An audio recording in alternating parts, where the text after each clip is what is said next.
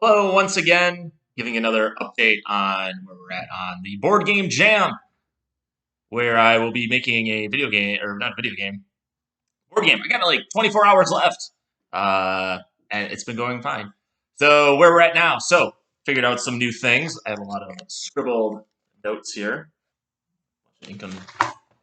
Incomprehensible mumbo jumbo. I think the main thing, what I found is to really simplify this game within the game. That's been my biggest challenge right now.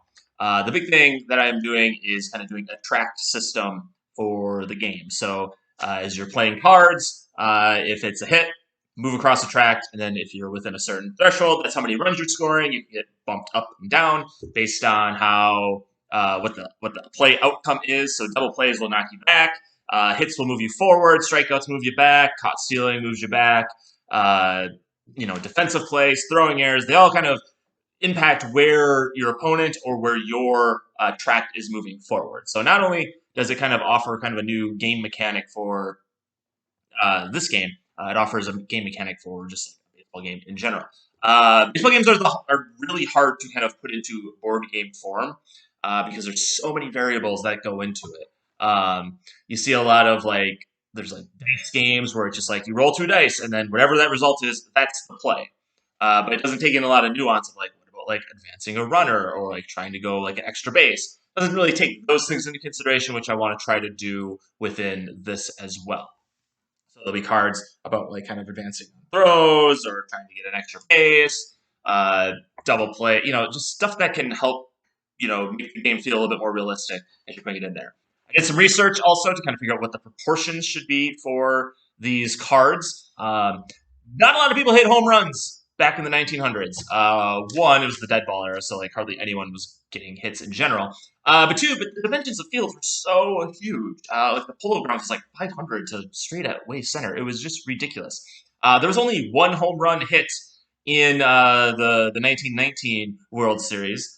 And the Cincinnati Reds, who ended up winning the 1919 World Series, they had 20 home runs total as a team in a 140 game schedule.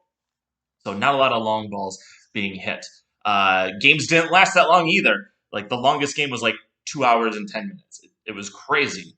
Games moved along at a very brisk pace. A lot of 1, 2, 3 innings. So that needs to be reflected in this as well, and that's where the scoring track is going to come into play as well. Also, kind of figured out with the dice. Those like kind of the discard dice, the ones that you don't use, you will get penalized for having those in your hand. So they can either act as strikeouts or kind of ways to push you back in the track, or they can add to the track of your opponents on the defensive side of the dice and move them forward to kind of start evening that out. So a lot that needs to be play tested through that.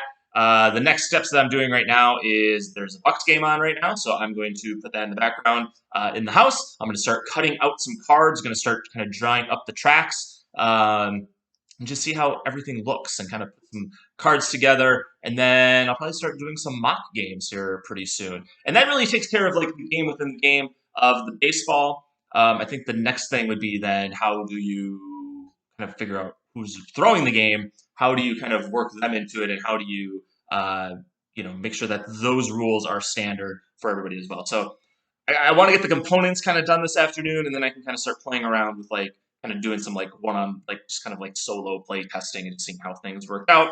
Kind of adjust specific players so that they can get more white dice or more black dice depending on their specialty. So I might have like infielder specialists who will have more black dice and they have a lower threshold for what you need to cash in one of those so that they're not discarding as many dice. And even having a mechanic where if you roll a 6, that's still like having no result, which sometimes is the best result. So you don't have to draw a card because a lot of the cards are not going to help you, especially like on the defensive side. Like a lot of them are going to be like errors. Maybe they're just like regular hits or just outs. So there's not going to be a lot of things that help you on the defensive side. So if you roll a 6, it's basically saying like nothing's going to happen, which is kind of what you want in a baseball game. You don't want anything crazy to happen.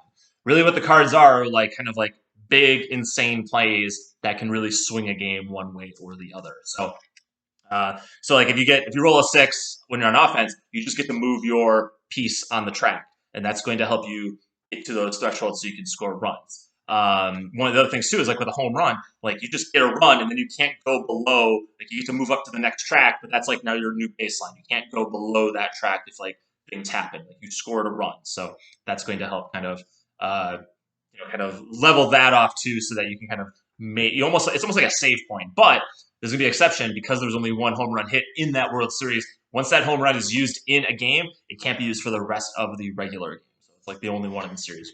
Kind of another weird thing to use in there and throw in there too. So yeah, now it's going to be crafting time. I'm gonna try to build some like little boards for the track. Gonna try to make some cards to put into kind of like a circulation of some sort. And hopefully, my next update, I'll kind of show you what I have of what those things are. So, just want to give a quick update.